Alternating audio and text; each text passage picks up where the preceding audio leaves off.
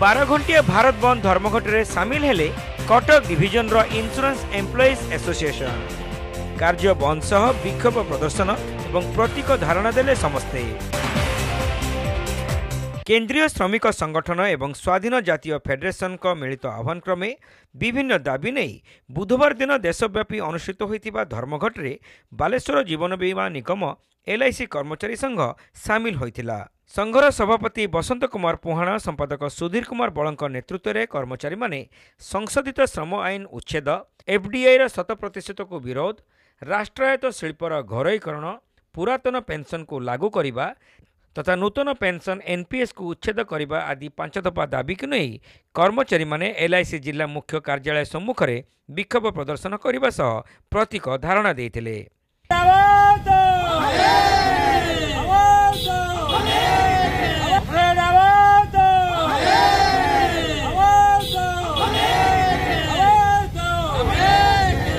केंद्र सरकार त्रुटिपूर्ण नीति जोगु श्रमिक कर्मचारी स्वार्थ प्रति विपद होइतिबा संघर कर्मकर्ता माने आरोप करथिले। आगामी दिन में संघ तीव्र आंदोलन को ओह्लाइबो बोली कर्मकर्ता माने चेतावनी दैछंती। बुधवार दिन आयोजित होइतिबा विक्षोभ एवं धारणा प्रभृति प्रतिवाद कार्यक्रम में अनुराधा दास अधिकारी, रश्मिरंजन जेना, दाशरथी लेंका, संदीप महापात्र, विशाल श्रीवास्तव, युवराज सामा, अरुण कुमार दास, संपन्ना स्वाई, ममता नंदी, सूर्यमणि मल्लिक, गौतम दास, जितेंद्र रणा, जगदीश बारिक, अजय कुमार चांद, सौभाग्य राउ, सत्यरंजन साहू प्रमुख यह धर्मघटे जोग दे सरकार त्रुटिपूर्ण नीति को तीव्र समालोचना करथिले।